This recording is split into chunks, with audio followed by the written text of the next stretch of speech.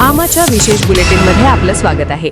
पाहूया विशेष बातमी। त्याच्यामध्ये लीगल रिस्क आहे, कारण की तो एक्सप्लोजिव्ह प्रोडक्ट आहे। एखाद्याचा ओटीपी न घेता सिलेंडर दिला आणि देव न करो त्याच्या घरात लिकेज झालं, स्फोट झाला, आग लागली, कसं इन्शुरन्स मिळणार? हा फार गंभीर विषय आहे। त्याच्यामुळे आम्ही सगळ्यांना सांगतो की स्वतःचा सिलेंडर स्वतःच घ्या। छत्रपती संभाजीनगरमध्ये गॅस टंचाई आणि दरवाढीच्या विरोधात शिवसेना उद्धव बाळासाहेब ठाकरे गटाच्या वतीनं तीव्र आंदोलन करण्यात आलं।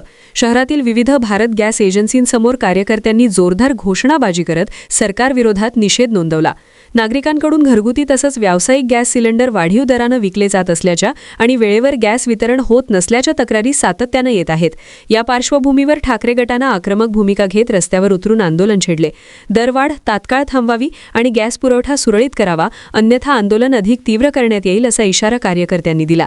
दरम्यान शहरातील तब्बल 23 गॅस एजन्सींना निवेदन देण्यात आलं असून प्रशासनानं तातडीनं हस्तक्षेप करावा अशी मागणीही करण्यात आली आहे। संभाजीनगरात शिवसेनेच्या वतीनं आज सर्व एजन्सीजवर शिवसेनेनं आंदोलन केलेले 23 ठिकाणी एकाच वेळेस।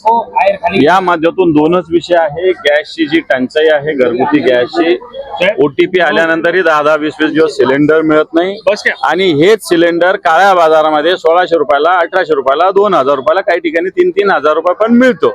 या दोन विषय आमचे महत्वाचे आहे।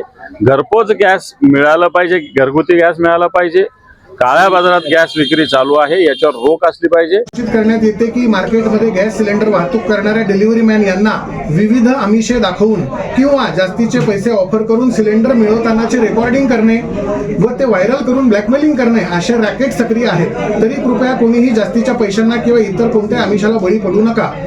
ते त्या गिरायकाला विश्वासात घेऊन त्याच्याकडनं ओटीपी मिळवून हे करत असतील आणि हे जर कोणाच्या निदर्शनात आलं तर मी स्वतः गुन्हे दाखल करेन।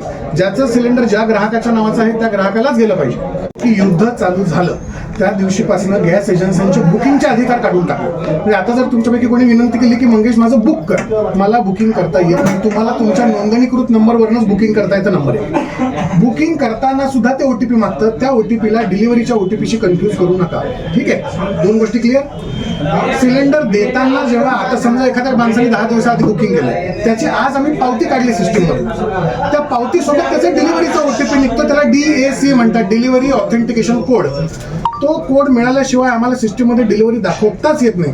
म्हणून तुम्हाला जर असं वाटत असेल की तुमचं सिलेंडर दुसऱ्या कोणाला तरी दिलं, कोणाला देताच येत नाही, कारण की ओटीपीच नसतो। विदाऊट ओटीपी आम्हाला सिस्टीमवर डन। आणि कधी चालू झाले? 2 मार्चला।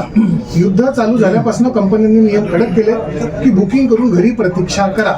कोणाला जर असं वाटत असेल की मी 10 दिवस वाट बघू शकत नाही, मी रिकामं सिलेंडर घेऊन एजन्सीला जातो, कृपया जाऊ नका, कारण एजन्सीला सिलेंडर मिळणार नाही, तुमचा मनस्ताप होईल, तुम्ही ऑफिसमध्ये सुट्टी टाकून या। तुम्ही तसं मला असं वाटतं सगळ्यांना कळवा, इथे लाईन लावायची गरज नाही। येस, बरं का, आम्ही घरी देऊ, पण एखादा 1600ला 1800ला 2000 भेटलं तर काय करायचं? बिलकुल घ्यायचं नाही, ते कोणाच्या नावावर दाखवायचं। आमा चॅनलला लाईक करा, बातमीला शेअर करा, सबस्क्राईब फॉलो करायला विसरू नका।